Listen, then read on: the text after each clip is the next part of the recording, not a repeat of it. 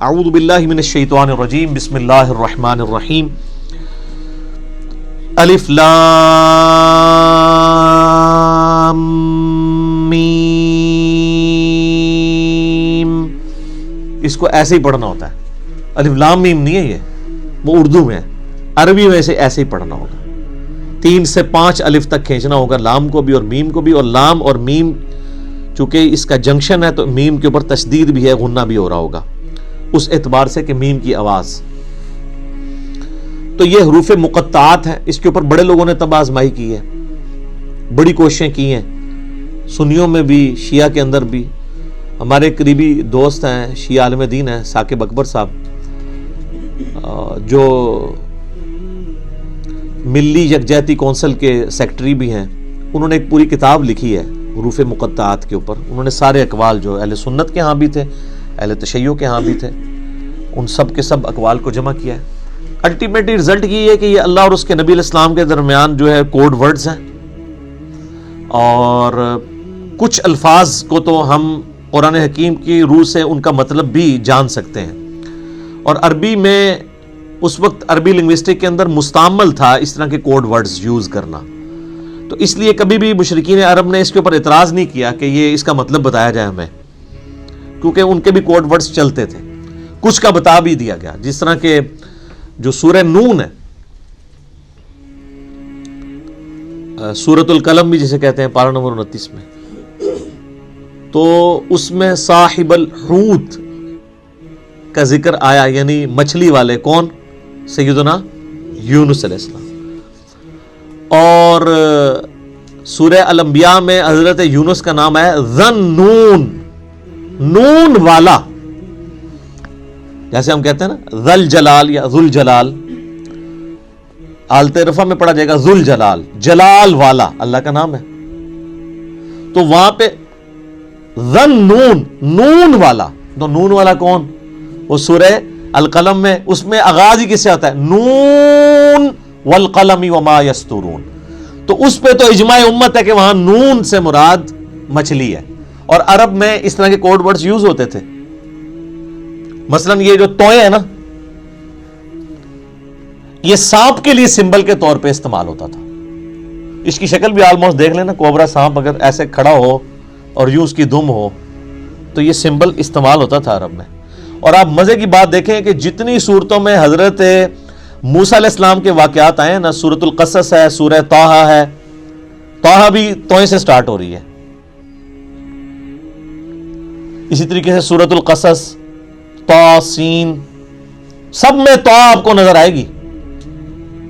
تو اس اعتبار سے کسی حد تک آئیڈیا، لیکن چونکہ یہ انٹرسٹ کی چیزیں ہیں، اس سے کوئی قرآن پاک کی تعلیمات میں فرق نہیں پڑتا. سورہ ال عمران کی آیت نمبر 7 ہے کہ محکمات ہیں اور متشابہات ہیں. محکمات جو ہیں وہ کتاب کی اصل ہیں، ان کے اوپر توجہ دو، اور جو متشابہات ہیں ان کا معاملہ چھوڑ دو، ان کے اوپر ایمان لے کے آؤ. بس اللہ کے حضور دعا کرتے ہیں اہل ایمان، ربنا لا تزغ قلوبنا بعد اذ هديتنا وهب لنا من لدنك رحمة انك انت الوهاب.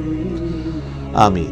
تو اسی طریقے سے یعنی بڑے بڑے لوگوں نے، یعنی اہل تشیع جو ہیں وہ ذاکرین، علماء نہیں یہ حرکت کرتے، ذاکرین الف لام میم سے آل محمد مراد لیتے ہیں. اور اسی طریقے سے بعض جو اہل علم ہے شیعہ اور سنیوں کے ہاں، وہ کہتے ہیں الف جو ہے یہ اللہ کے لیے ہے، اور جو میم ہے یہ محمد کے لیے ہے، اور لام جو ہے وہ جبریل کی جو لام ہے نا اینڈ پہ. اور وہ کہتے ہیں یہ چیز یعنی اسٹیبلش تھی کہ جب کوئی کسی کی طرف خط لکھتا تھا نا، تو اس کے کوڈ ورڈ کے طور پہ جو لکھنے والا ہے اس کے نام کا بھی پہلا حرف لیا جاتا تھا، اور جس کی طرف لکھا جاتا ہے اس کے نام کا بھی پہلا حرف لیا جاتا تھا، اور جو بیچ میں میسنجر ہوتا تھا لے کے جانے والا اس کے نام کا آخری حرف ہوتا تھا. تو وہ بالکل فٹ ان بیٹھتا ہے. اللہ کا پہلا حرف الف، اور محمد کا پہلا حرف میم صلی اللہ علیہ وآلہ وسلم، اور جبرائیل کا آخری حرف لام. تو یہ بڑے لوگوں نے اس کے اوپر کام کیا ہے. ایون امام ابن تیمیہ نے بھی اس کے اوپر کافی تباہ آزمائی کی ہے، بڑے لوگوں نے کیا ہے. تو اتنی گفتگو کافی ہے میرا خیال ہے. اصل تو میسج کو سمجھنے کی ضرورت ہے. ذالک الکتاب لا ریب فیہ، یہ وہ کتاب ہے جس میں شک کی کوئی جگہ نہیں ہے. دیکھیں کتنے جاہ و جلال کے ساتھ کتاب اوپن ہو رہی ہے. کانفیڈنس لیول آپ کتاب کا دیکھیں. کتاب سٹارٹ ہو رہی ہے کہ بھئی یہ کتاب جو آپ پڑھنے جا رہے ہو کوئی شک نہیں، کوئی شک کیوں نہیں؟ اس کی وجہ یہ کہ اس کتاب کے اندر جو کانفیڈنس اور جو سچائیاں بیان ہوئی ہیں نا وہ اپنا آپ منوا لیتی ہیں. اور اس میں یہ بھی امپلائڈ تھا کہ جو سابقہ امتیں ہیں نا جیوز اور کرسچنز ان کو اس میں کوئی شک نہیں ہے. جس طرح کہ سورہ الانعام میں آتا ہے کہ نبی علیہ السلام کو ایسے پہچانتے ہیں جس طرح اپنے بیٹوں کو. اور سورۃ الاعراف میں آتا ہے کہ یہ اس نبی کو نبی امی کو اپنے اندر پا رہے ہیں جس کی صفات وہ تورات اور انجیل کے اندر پڑھتے تھے. یعنی یہ کتاب کوئی شک نہیں ہے کہ یہ وہی کتاب ہے. مراد یہ کہ یہ وہی کتاب ہے جس کی پروفیسیز تورات اور انجیل کے اندر موجود تھی. کوئی شک نہیں ہے. ان معنوں میں بھی بے شک یہ وہی کتاب ہے جس کا تمہیں انتظار تھا, اور ان معنوں میں بھی کہ یہ اللہ کی طرف سے نازل ہوئی ہے, اس میں کوئی کنٹراڈکشن نہیں ہے, یہ اللہ کی کتاب ہے.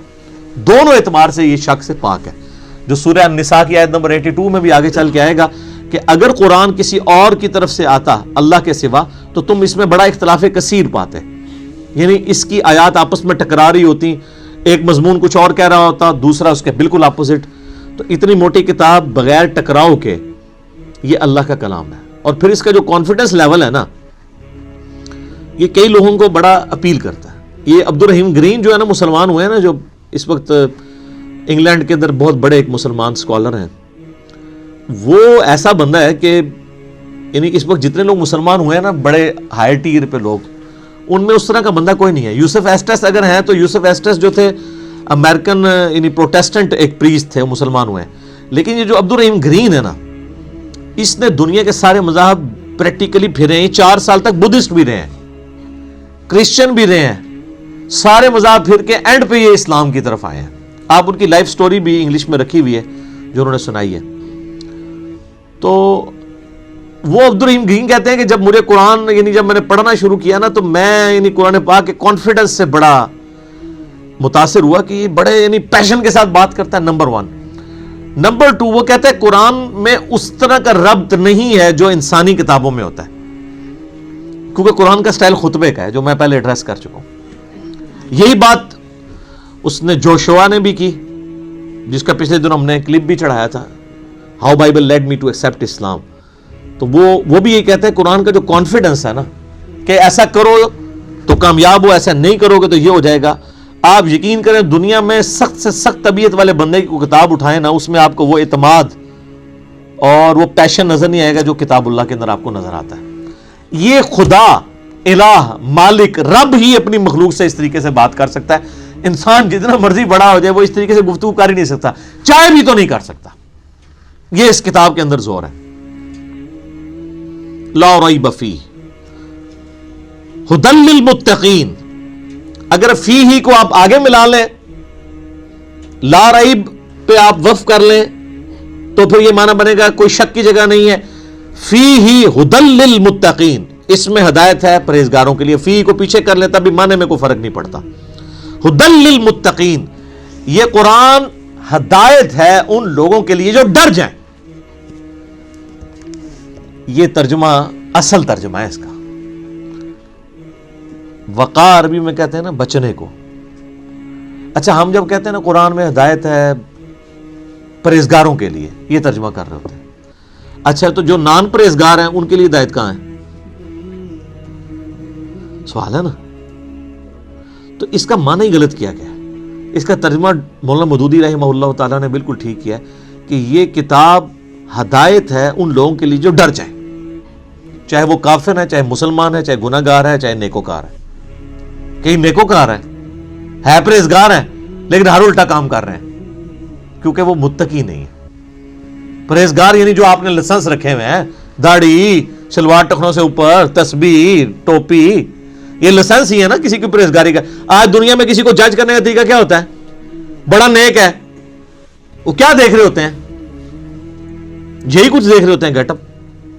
حالانکہ تقویٰ تو ادھر ہوتا ہے, وہ تو اللہ کو پتہ ہے ریاکاری کے لیے کر رہا ہے, دکھلاوے کے لیے کر رہا ہے, کس لیے کر رہا ہے. بہرحال جو دنیا کے لائسنس ہیں ان میں جو پرہیزگار ہیں ان میں سے کئی لوگ ہیں جو متقی نہیں ہیں. تو ھدی للمتقین, یہ ہدایت ہے ان کے لیے جو ڈر جائیں.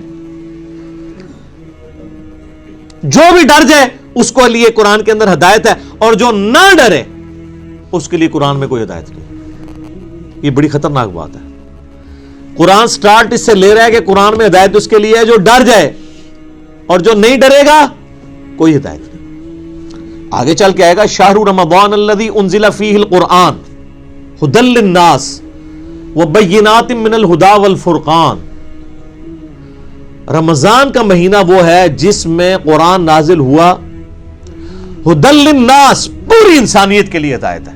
وہاں تو متقی کا بھی ذکر نہیں آیا، پوری انسانیت چاہے کافر ہے چاہے مسلمان ہے. وبینات من الہدی، اور اس میں ہدایت کے بڑے بڑے روشن دلائل ہیں.